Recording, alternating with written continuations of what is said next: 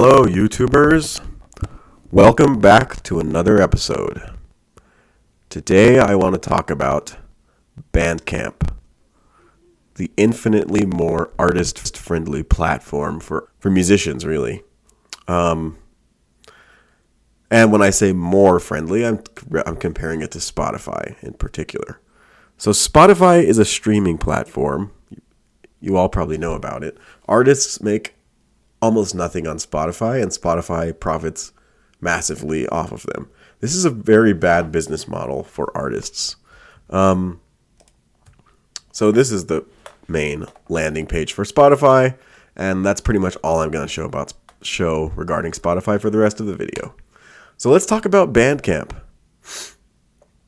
Bandcamp is more of a marketplace where artists can sell their music, and artists are constantly selling their music, and the platform continues to grow. So here you can see that artists have made almost $1 billion on Bandcamp since it was founded in 2008, but in the past year they've made $203 million.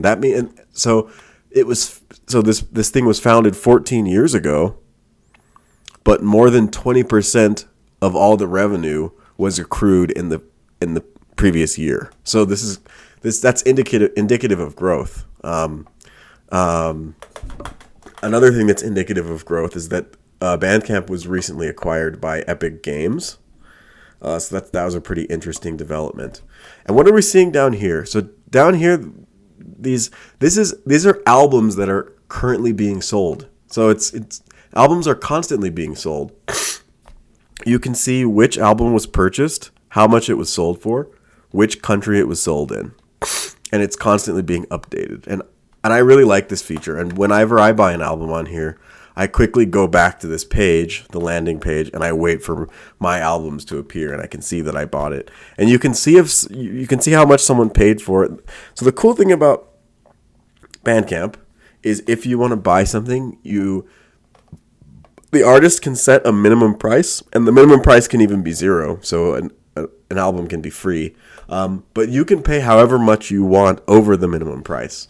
And so I'm hoping something pops up here.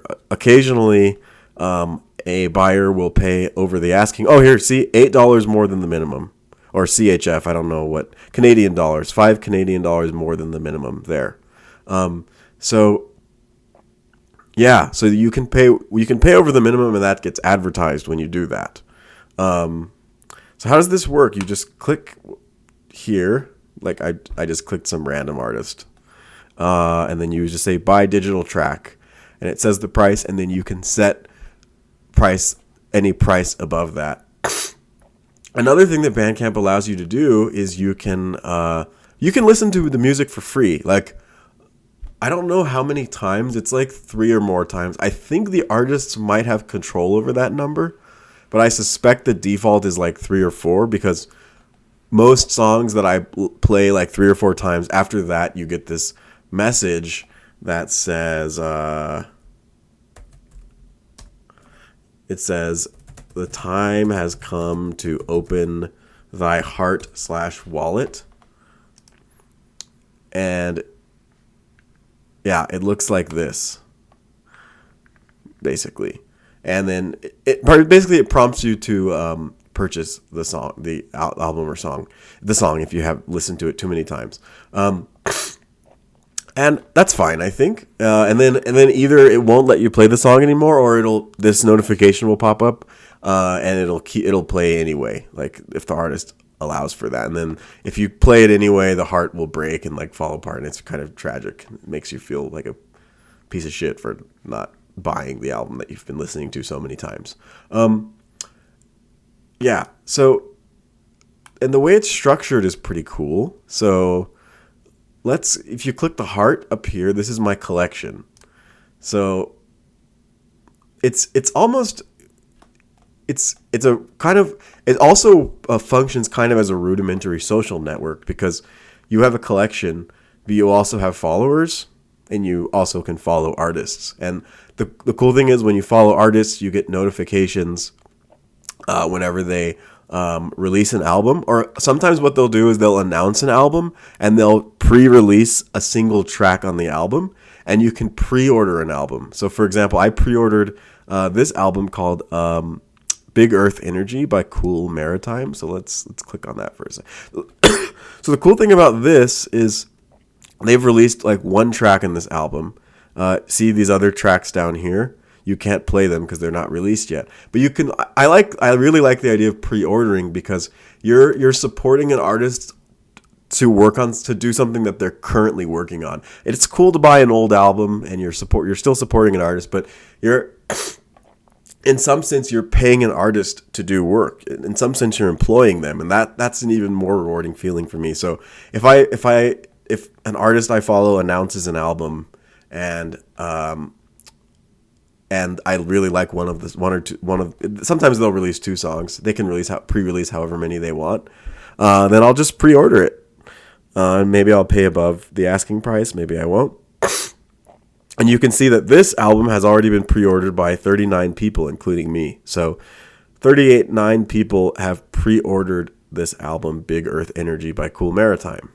That's pretty awesome. I don't know how much. I don't remember how much it was. Let's say $10. That's like $380 for this artist to just work on this album. And if you're still not sure, if you're just you can't afford an album at the time, or you're just still not sure you want to buy it, most of these artists have YouTube pages, so you can listen to their stuff on YouTube. And here you can see if it has this little ribbon on it, this little blue ribbon, that means it was recently purchased. So I recently ordered these 4 albums, this track, and like this album here, and then these are older stuff I've owned a little bit longer. I have like 62 items, and items are either they're either track or like an album. Most of the stuff I own are albums. So, yeah. So, artists on Bandcamp get full creative control. They get full control over how much their album sells for, and they get a very good, fair percentage. They get 85% of the revenue from Bandcamp. Plus, there's also, whatever you pay, also there's vendor fees, like if you use PayPal or whatever, but or does PayPal have fees? I'm not sure, but processing fees and taxes. But the cut that they split with Bandcamp after all those fees and taxes, they get 85%. And if an album makes more than $5,000 in revenue, then Bandcamp raises it from 85 to 90% that the artist gets. So Bandcamp gets 15 to 10% depending on how much revenue the album has generated. So it's extremely fair if you compare that to Spotify. And the cool thing about this platform is there's no ads. Like their revenue model does not depend on ads at all. It depends on sales from artists directly to fans, and that's really cool in my opinion. And this other thing Bandcamp started doing during the pandemic was called Bandcamp Fridays.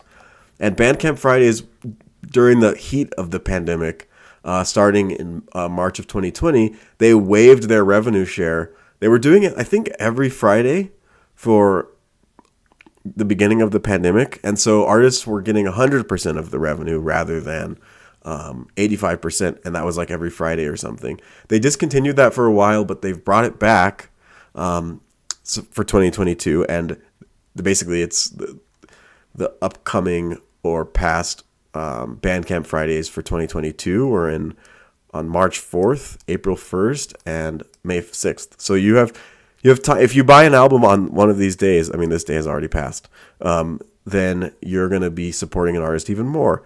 And they have this cool little website that if you don't want to remember these days, you can just go to isitbandcampfriday.com. And it tells you, and then it says not yet, because obviously today's not a Friday. And then it tells you when the next Bandcamp Friday is. So that's pretty awesome.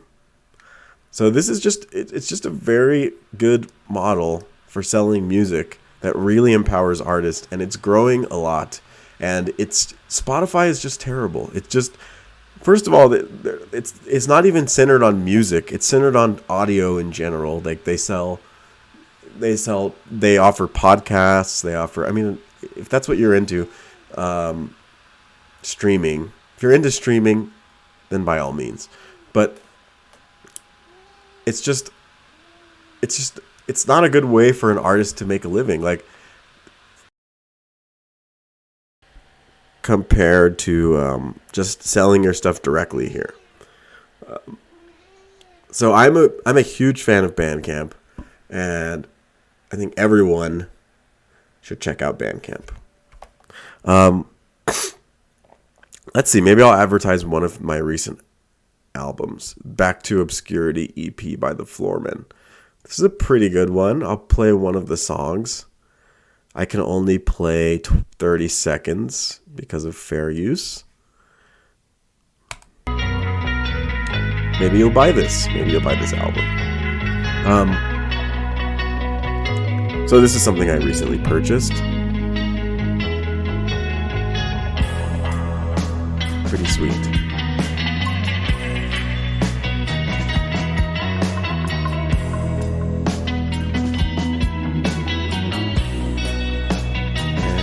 Stop it soon. Okay, my 30-second limit. Yeah, anyway. Or you can buy my album. Like, I released an album, Mr. Multimedia. It's called The Legacy Collection.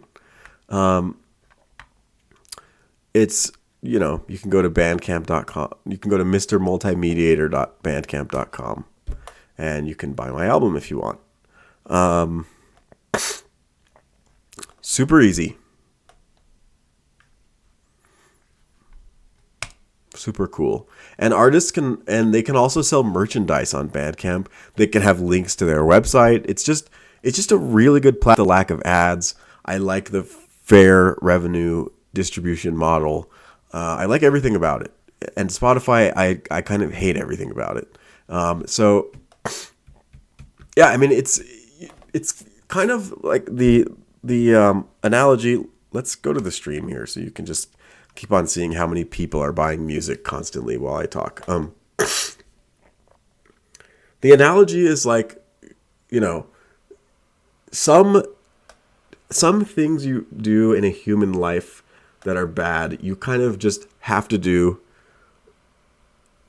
because you don't have any other alternatives. Like, if you live if you want to be a vegan, but you live in a really small town that has no vegan options at all. I mean, there are ways to work around that. You can still just eat vegetables, I guess. But let's say there are certain constraints in place for certain decisions where you have to make bad decisions that you don't agree with. But there are other cases where you have options, but people choose the shittier option because it's easier or because they aren't aware. So I'm kind of trying to spread. Why is this not updating? Oh, there it goes. I'm trying to spread awareness because a lot of people don't know about Bandcamp, or they aren't aware of how much better it is, how much better of a model it follows.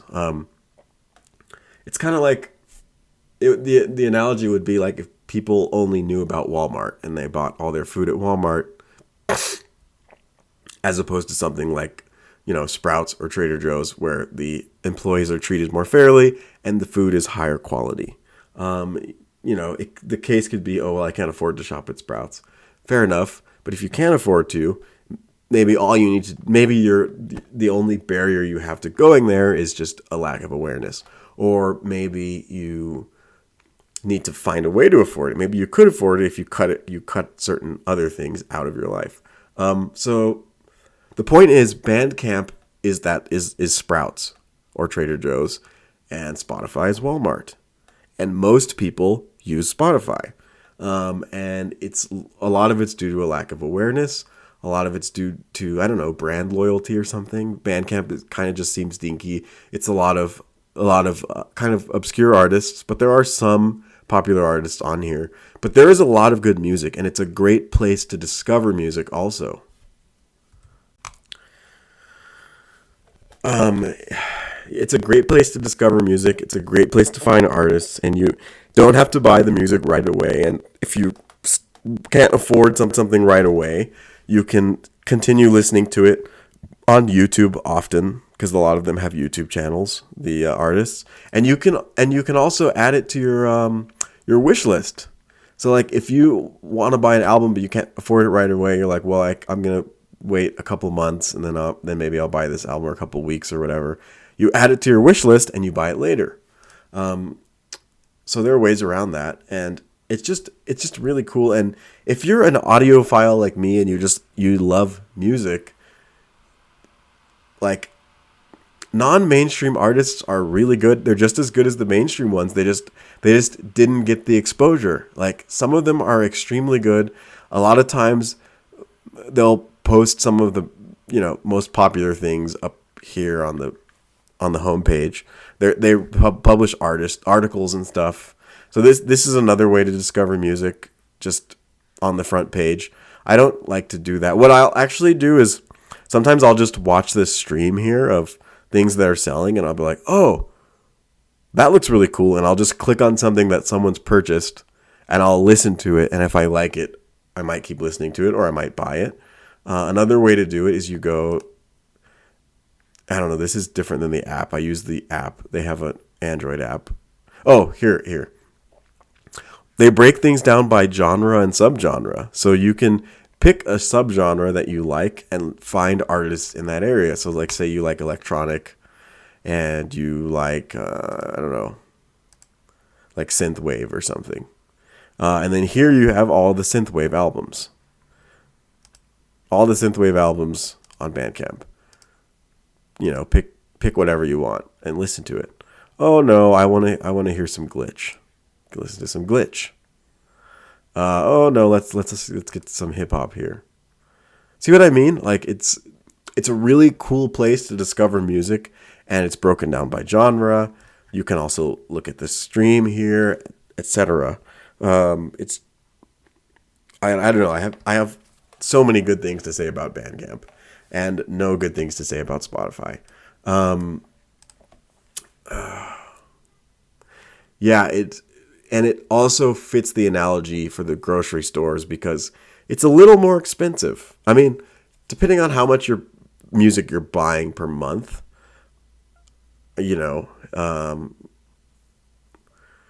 averaged, I don't know how much a Spotify subscription costs, but if you're buying lots of music, obviously it adds up, and it can be more expensive than Spotify.